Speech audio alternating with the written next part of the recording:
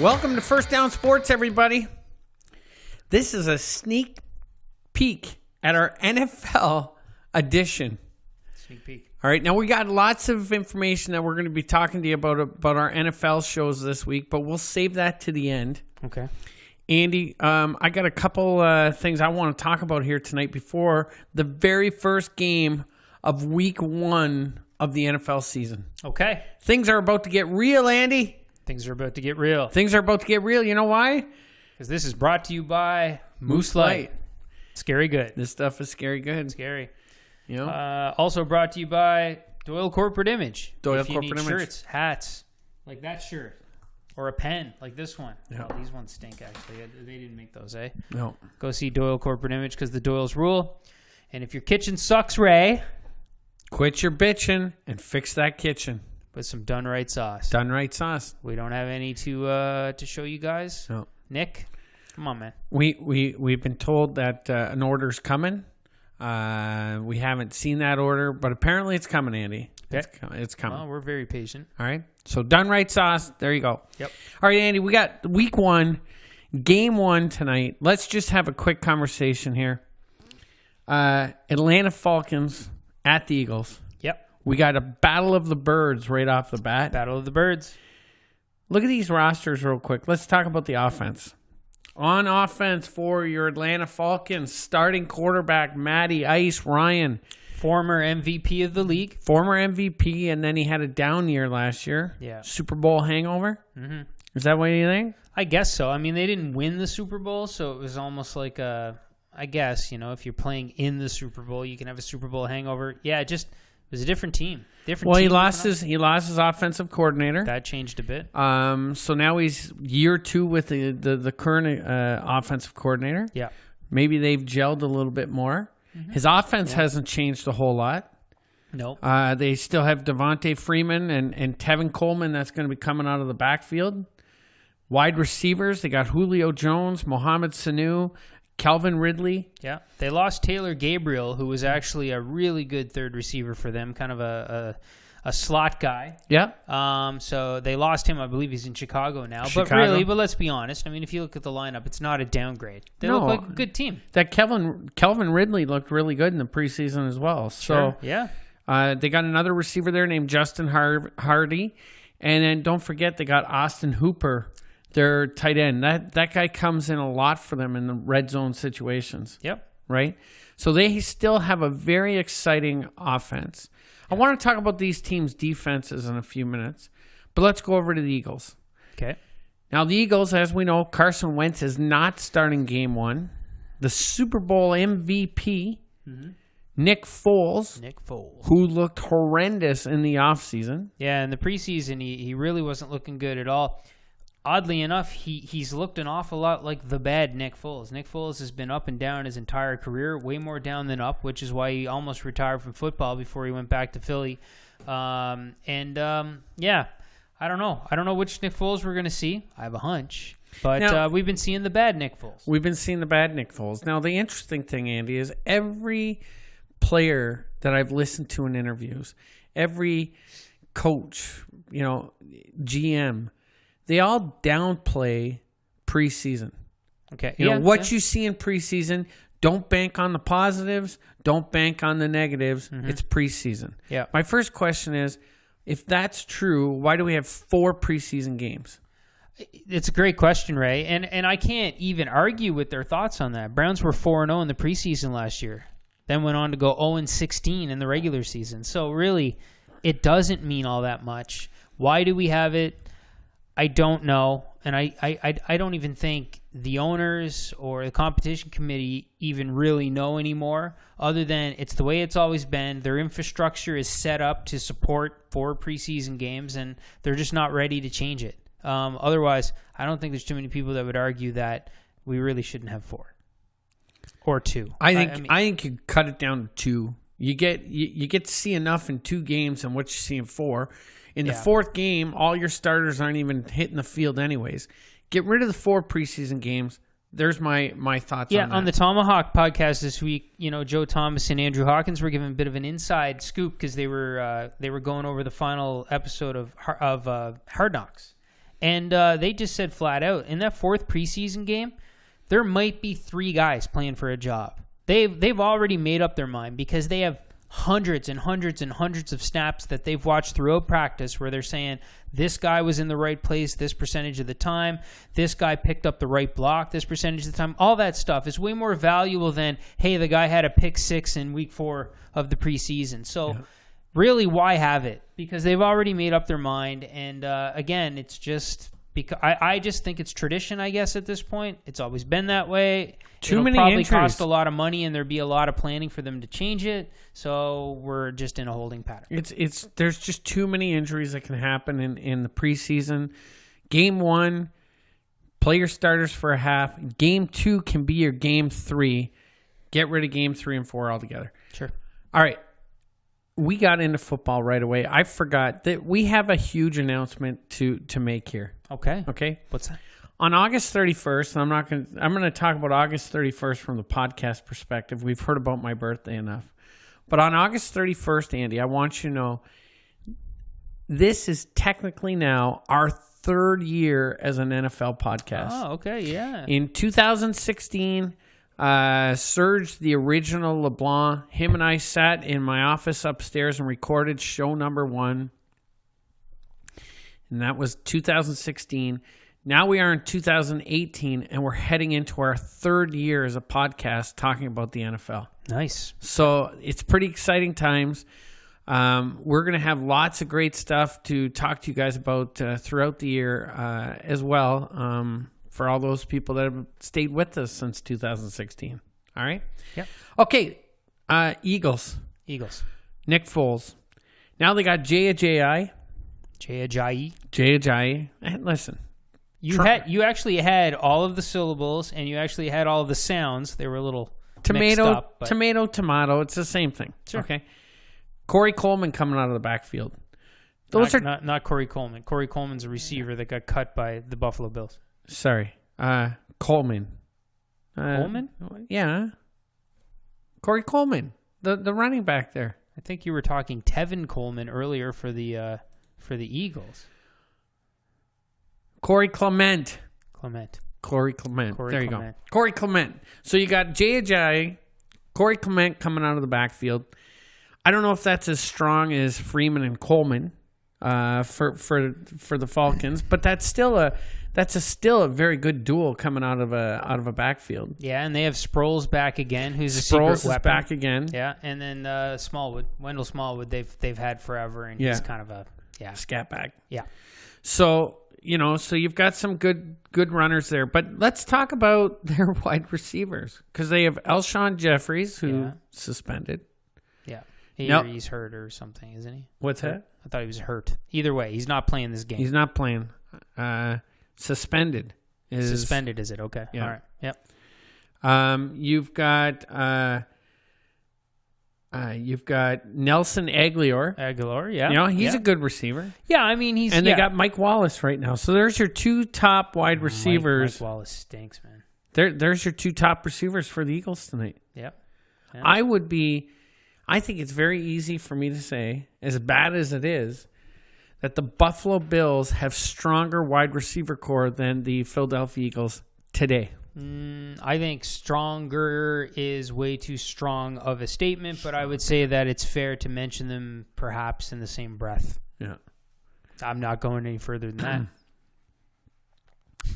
Zach Ertz, they still have Zach Ertz, which is a touchdown machine for them. That's basically their best receiving threat tonight. He'll be used often, and he's a machine. Machine, Zach Ertz. Yeah. Do you have any fantasy guys going tonight?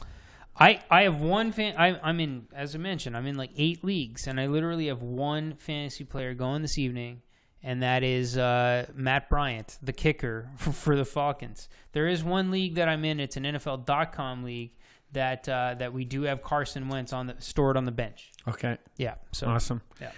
In my one league, I got Devontae Freeman and Mohamed Sanu in tonight's game, so I'm looking for big Falcons. Got it. Now, one of the other big things that we're going to be doing on this program this year, guys, is we've got a young hotshot who considers himself the most knowledgeable football fan in the city of Moncton. Yeah. And you know what? I may be downplaying that. I think East Coast is what he would most likely say if he was here, and that's Jamie Drysdale. Jamie Drysdale has decided to take on, he wanted to take on First Down Sports. So I said, you know what? Throw your hat in the ring with Andy and go head-to-head with Andy. And then I ran into one of the guys I play golf with at Mount Woods Golf Course, Roger Nason. And Roger Dodger, this guy knows sports. He loves his pro line. He loves to play fantasy football. And I said, you know what? Let's get Roger in on this competition. So the three of you guys are going to go head-to-head every week with your top 5 picks. Mm-hmm. And I'll give my top 5 picks heading into tonight. And I'll give mine too. I'm just letting you in on what's happening right here. I'm not trying to be rude and sending a text, but this is the life of a guy who manages 8 fantasy leagues. I actually just messaged my co-GM of this one league that we have Carson Wentz in, advising him, because I'm a little busy right now, to make sure we don't have Carson Wentz sitting in the starting slot. I mean, I got all of my fantasy stuff lined up earlier today, but that one league that I co-manage with a friend, I don't recall if I did anything about that. So, and that's Mike Hallahan. Mike Hallahan and I co-manage a team, an NFL.com league team, and we have Carson Wentz, and we have to make sure we put our backup quarterback in. I believe we selected Jared Goff as our backup, and guess what? Little insider info for you here. It was between Jared Goff and Matty Ice Ryan, who's playing tonight, to be our backup, and we chose Goff. Wow. Yeah, we think Goff is going to have the better fantasy year. Mike Callahan has his own little Facebook page. What's that called? The Intermission. The Intermission. I think you can look that up, theintermission.net. One of my stories is up there. I let him repost it on his site.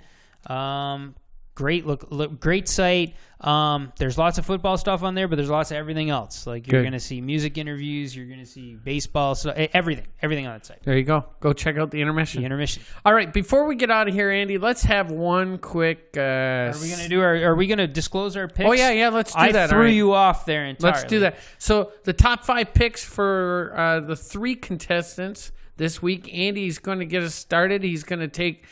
I'm taking the Falcons tonight. Yep. In this game, I think that the Eagles are not playing with a full squad. I think that we're going to see the bad Nick Foles, not the good Nick Foles, and I just don't think they're going to be able to handle the Falcons. Super Bowl slump for the Eagles is going to happen. So I think I'm taking the Falcons. The spread was only like what? 4. 4. Okay. All right. In my other league, it was so I've got Falcons winning outright, so it doesn't matter. I'm taking the Ravens at 7.5, I think. Terrible pick. Over the Bills. Terrible. Yeah, I'm doing it. I'm taking the Browns to cover the spread over the Eagles.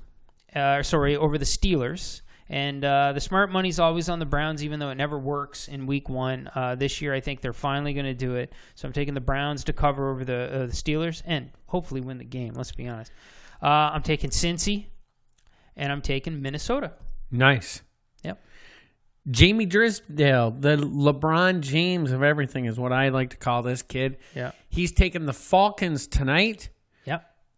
He has the Bengals, the Bills. So right off the bat, you guys got a game there. Conflicting game there, yep. He's taking the New York Giants and the Detroit Lions. So I'll say, Jamie, I was on the fence on that Lions pick. I almost picked the Lions as well. So it's a good little lineup. I understand taking the Bills in this case, but I think we're looking at about a 20. I think I was explaining to you earlier. I think we're looking at about a 21-10 game here. Well, if you lose on the Ravens, if you lose on the Ravens and the Lions come through, well, I guess you really fezzed that one up. Okay, that's a little inside joke for our buddy Jamie.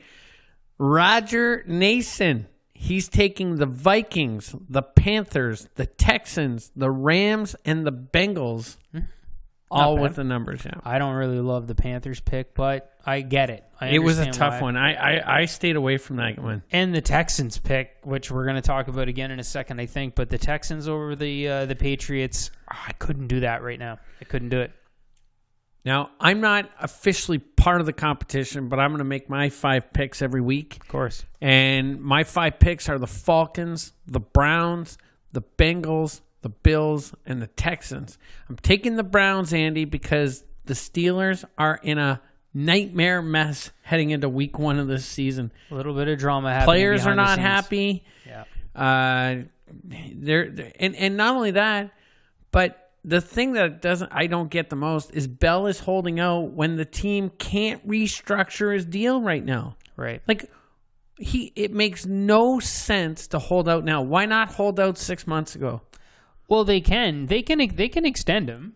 No. Yeah, it's perfectly within their ability now that they have him franchise tagged and that he signed it. Or wait, No, he hasn't signed it. Once a franchise tender's been given out, you've got to a certain date to sign it. If you don't sign by that date, you can't talk contract till the end of the season. That's in the CBA. Yeah. So they can't even extend his contract. He's right losing now. $1 million or something close to that, just not playing in this first game. He's going to make $14 million for showing up this week.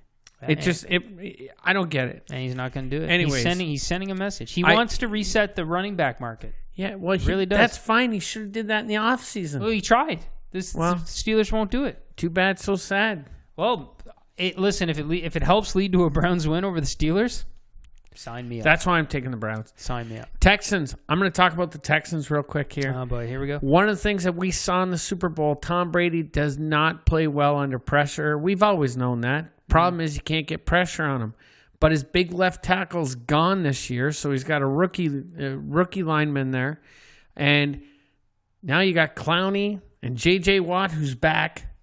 If Deshaun Watson is half the health as he was last year, and I think he's going to be full tilt, DeAndre Hopkins, Lamar Miller, I think Texans can win this game. Not only the spread's, 6.5 on this game? I think so, yeah. I think they're going to stay within the spread. And not only that, but New England doesn't typically blow out opponents. The games are usually pretty close because they take their foot off the gas during the game. But I think Texans can win this game. And if not, they're definitely going to stay within the spread. I mean, that's almost a lock to me. Okay. And Bills-Ravens, again, the spread's 7.5. And we're talking Joe Flacco here, folks. I think the Bills are a lock. Bills are a lock to stay within the spread. Okay.